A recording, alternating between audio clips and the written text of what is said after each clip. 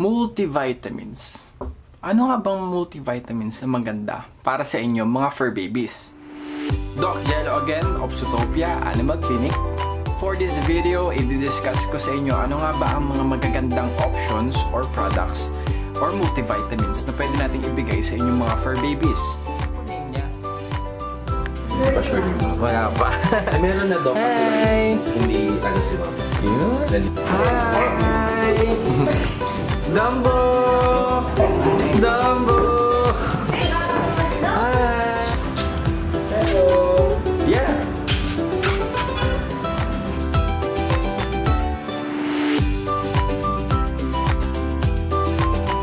There's a lot of options. Maraming klaseng multivitamins na meron in the market na pwede niyong pagpilian. Pero one thing na napapansin ko nowadays is tiki-tiki. Maraming gumagamit ng tiki-tiki sa kanilang mga dogs. Maganda nga ba ito sa kanila? Well, basically, tiki-tiki is for humans. So, pambata ito. For us veterinarians, if we have options na pang-aso, dapat yun ang ating unang ginagamit.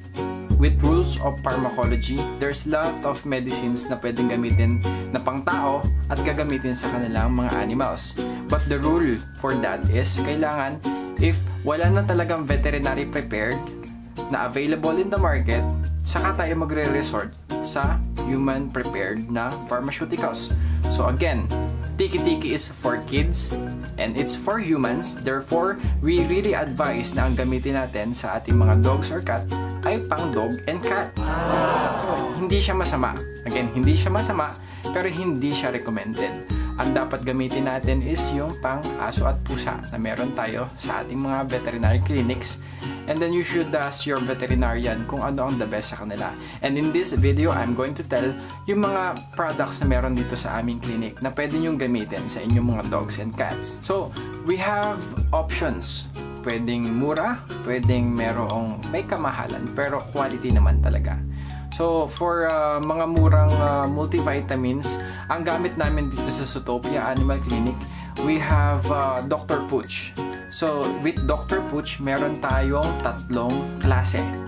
So, mga general multivitamins we have, una, for puppies ranging from 0 to 6 months old, yun ay puppy fattener. So, this is the product.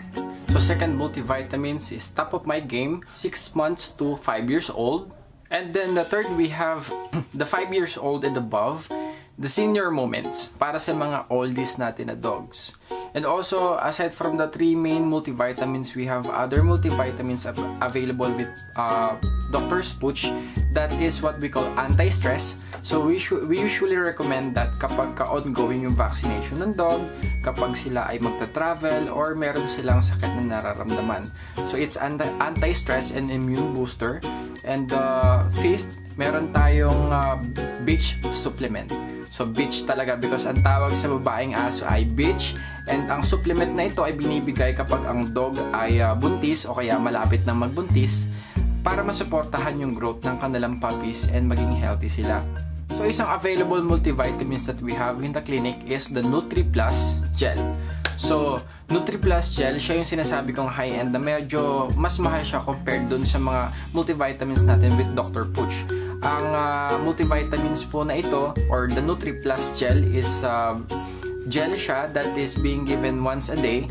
And all ages ito, pero mas recommended siya sa mga growing puppies, sa mga nursing bitches, and also pwede rin siya at mas maganda siya para sa mga may sakit na aso. And ang NutriPlus Gel po is a paste na napaka-concentrated ng multivitamin content niya. And ito yung pinakamagandang multivitamins na meron kami dito. And if you're planning to buy one of it, yun po ang pinakamaganda na pwede nyo ibigay sa inyong mga dogs or cats. Other supplements that we have in the clinic is meron kaming calcium supplement, Macrocal. So, LCcal meron din. So, yung mga calcium supplement na yan ay usually binibigay namin sa mga nursing bitches because common sa kanila yung hypocalcemia kapag nagpapagatas. Kaya dapat po supplementahan natin ng calcium ang ating mga bitch or nursing bitches. So, aside from that, binibigay din ang calcium supplement sa mga large breed.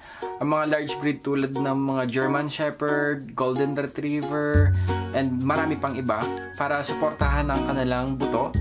And common kasi ang mga bone problems sa kanila. So, usually binibigyan yun. And then, syempre, hindi rin exemption doon ang pagbibigay ng calcium supplement sa ating mga puppies na growing pa lang ang kanilang mga bones. And we usually give calcium supplement sa mga patient natin na nagkakaroon ng fractures because technically calcium can help with the growth or repair ng kanilang bones. And also available din sa ating clinic ang vitamin C. So yung iba nagbibigay sila ng vitamin C na pang bata. Again, sabi ko nga, pagka human prepared, please do use yung mga veterinary prepared first because yung concentration nito is designed for them. So, the vitamin C, we have PetC in here. Binibigay siya para magkaroon ng malakas na immune system. So, ano pa nga bang supplements or multivitamins na meron sa clinic? We have B-complexes. So, the B-complex is being given to patients usually na mayroong nerve problems. So, kasi ang B-complex is a multivitamins of the nerves. So, yung mga patient na nagsusurvive with distemper, binibigyan namin ng B-complexes because technically the virus is destroying their nerves. Kaya meron mga involuntary muscle movements and all. So, binibigay po natin ang B-complex sa mga ganong pasyente. And ang B-complex din po ay binibigay sa mga matatandang pasyente bukod doon sa senior moment multivitamins. Yung B-complex can help yung kanilang nerves, lalo kapag tumatanda. Ang unang nawawala dyan or nasisira is ang kanilang nerves. So yung mga dogs na 10-year-old and above, sila yung mga commonly na binibigyan po natin ng mga B-complexes or supplement. Supplement na iba pa, we have omega-3 and fatty acids. So omega-3 and fatty acid, we usually recommend it para sa mga patient or mga dogs natin na malakas maglagas.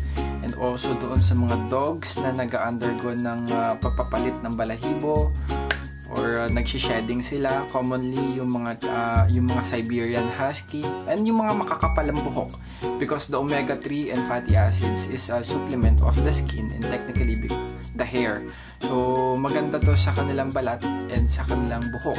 And last but not the least, of course, hindi natin to malilimutan because ito yung mga common na binibigay ng mga breeders or mga owners is the probiotics. Kaso nga lang po, ang issue natin with probiotics is Yakult. Usually, nare-recommend yan din ng ibang veterinarians. And then, binibigay din naman nito ng ibang mga owners and breeders sa kanilang mga dogs. Pero, for me, in my opinion, ang Yakult kasi is Lactobacillus. It's a strain from human. Again, meron tayong mga available na veterinary prepared. So, meron kaming available dito na probiotics specifically for dogs. So, yung mga strain na nandoon, yung mga good bacteria is, yun yung laman niya. For dogs talaga siya. So, therefore, ano nga bang ginagawa ng mga probiotics? Ang tawag dito is competitive exclusion.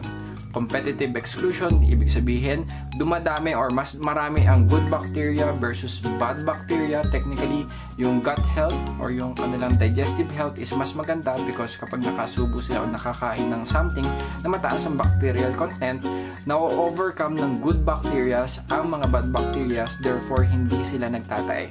Kaya magandang nagbibigay tayo ng probiotics dahil lalo ang aso ninyo ba ay malikot, mahilig dumila kung saan-saan, kumain ng ganito o kung ano man. Probiotics is really helpful na maiwasan ng pagtatae sa isang aso. So again, okay lang din na mag-Yakult ang aso, pero mayroon tayong mga vet-prepared na probiotics and that's what we are always offering sa ating mga fur parents. So, that's all na meron tayo dito sa clinic. Maraming pang ibang klaseng multivitamins na available sa labas. So, iba't ibang klase ng brand. Pare-parehas lang naman sila ng function. And as always, make sure to ask your veterinarian na lang kung maganda pa tong klase ng vitamins na to at kung ano yung recommended nila para sa inyong dogs. So, ugaliin natin magtanong. I'm sure naman that your veterinarians will help you para ibigay kung ano yung the best para sa inyong mga fur babies. That's all for this video. I hope meron akong na-share sa inyo. And please, if you have any more questions or meron kayong suggestion na magandang klaseng multivitamins or supplements, just comment down below. And then, syempre mababasa ito ng iba. And hopefully, makita nila kung ano yung mga suggestion ninyo wala sa mga nabanggit ko. Thank you for watching. I hope meron kayong natutunan and I hope natulungan ko kayo sa mga ilang bagay. So don't forget to subscribe to my YouTube channel and also ring the bell for more notifications para sa mga susunod na video ay notified kayo. Thank you so much for watching. See you on my next video. God bless!